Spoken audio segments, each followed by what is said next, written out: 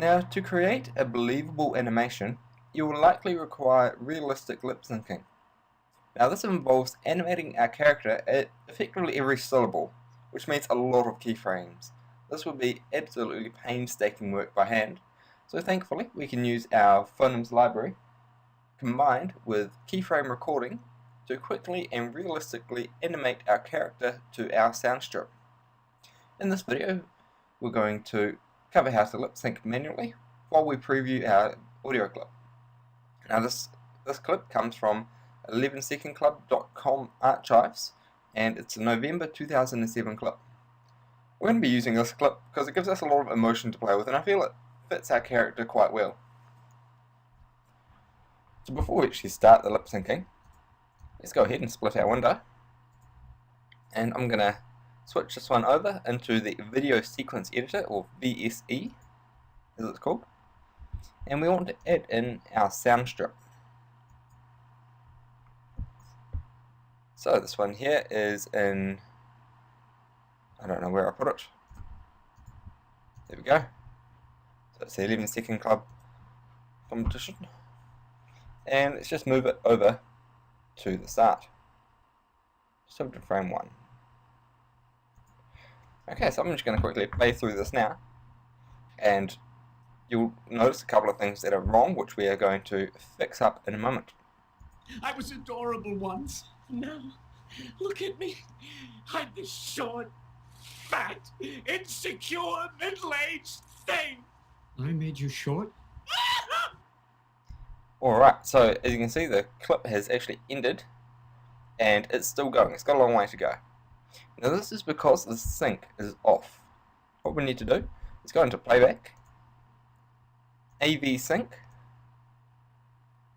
and now when we play, I was adorable once. Now, look at me. I'm this short, fat, insecure, middle-aged. so you notice that it actually goes at a much nicer pace. It actually matches up to the audio clip and to our timeline. So one more thing to do is we need to turn on Playback audio scrubbing, and that there allows us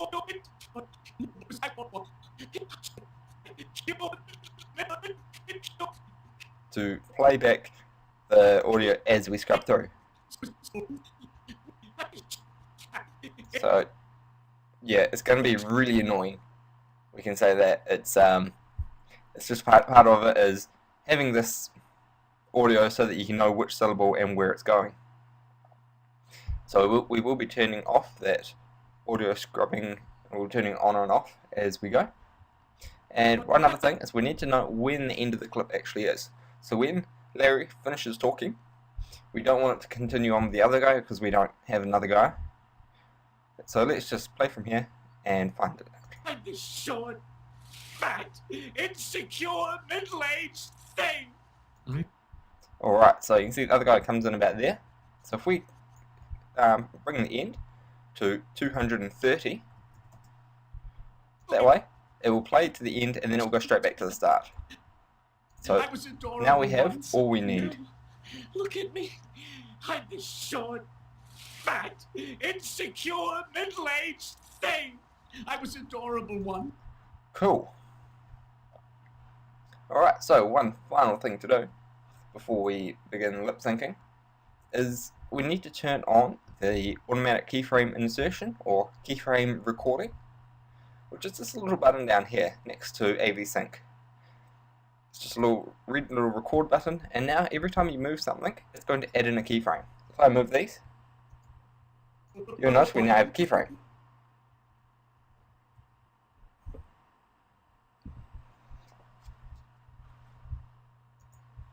Okay, so now we can begin lip syncing. Now this is a very tedious process, but it's also quite simple.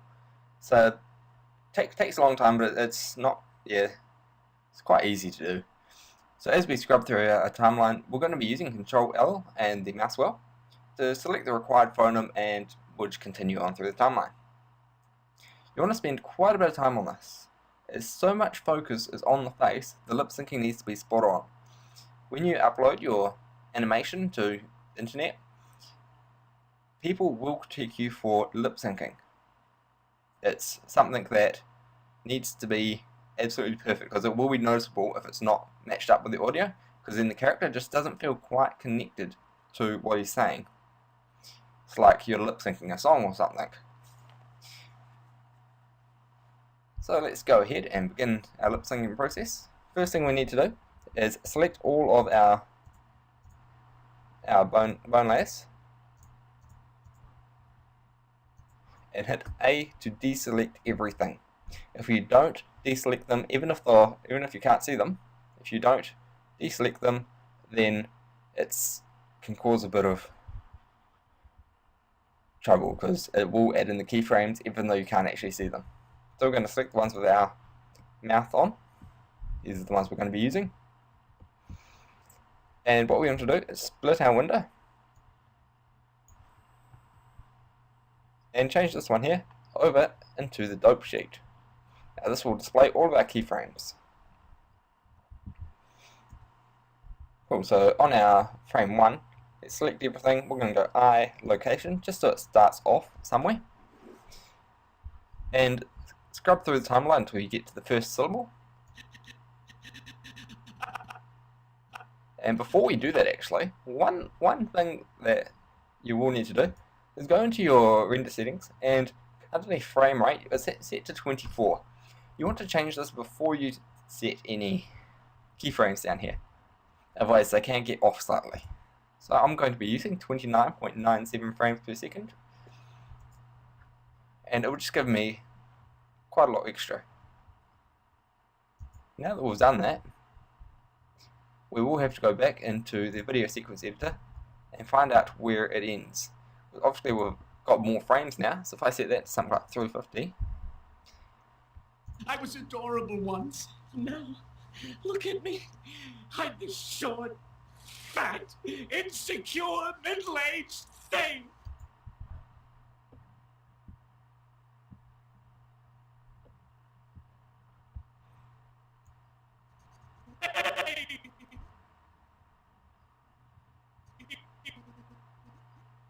Alright, so it's about 290. Will be good. Now ignore the fact that this is the wrong length, you just need to reload it and it will recalculate it.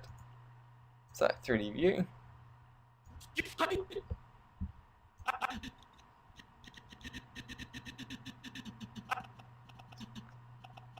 So there's our eye. Let's go Control L. And make sure we select everything. Control L, not Control I. And find our eye. Cool, now let's move on a bit further.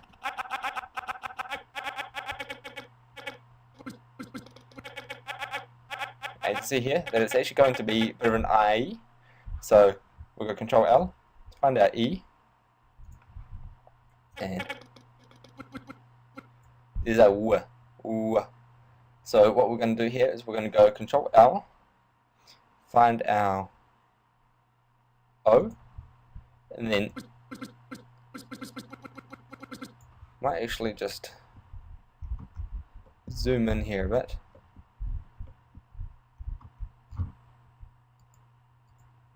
Move these across just one frame.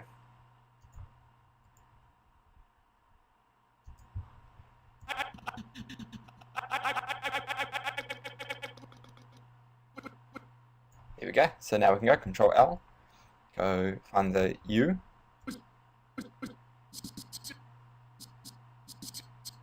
There's our S, Control L. Scroll through until you find your S, which is the CDG thing. Fantastic. Ignore the sound, that sounds like a D. If you know there's not a D there, don't worry about it. There's that D there. So just before, let's go add in an A. So we know there's an A before adorable. A.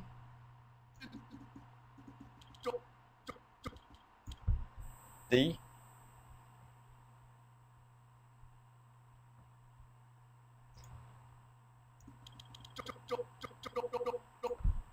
O.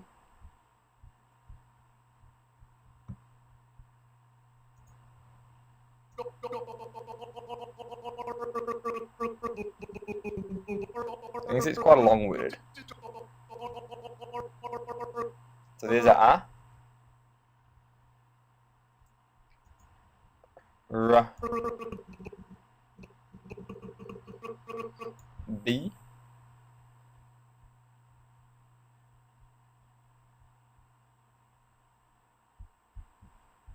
Wait, MB, MPB, there we go. Now, let's go find the L. L.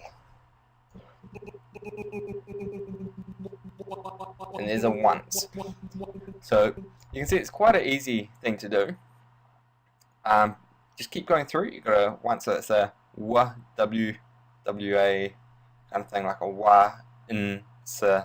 Just keep going through the syllables, and you can see it's quite easy to do. So there's a sa. And if you lose track, like here, I can't remember what was after that. But all you do is you just play through. Now, look at me. Hide this short. You can see he's listening to this. You can see he's breathing quite heavily. So in this case, you would not go to your rest position in between your poses. Basically, because his lips will probably be quivering, he's breathing quite heavily. So you can't do that with your mouth shut. So you don't want to go to the rest position in between.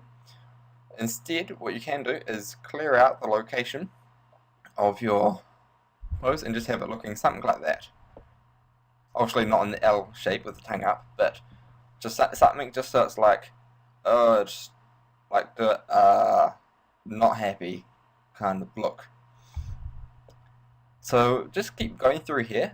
I'm going to stop the recorder for a bit, but just keep going through, make up the whole lot, and I'll catch up with you shortly.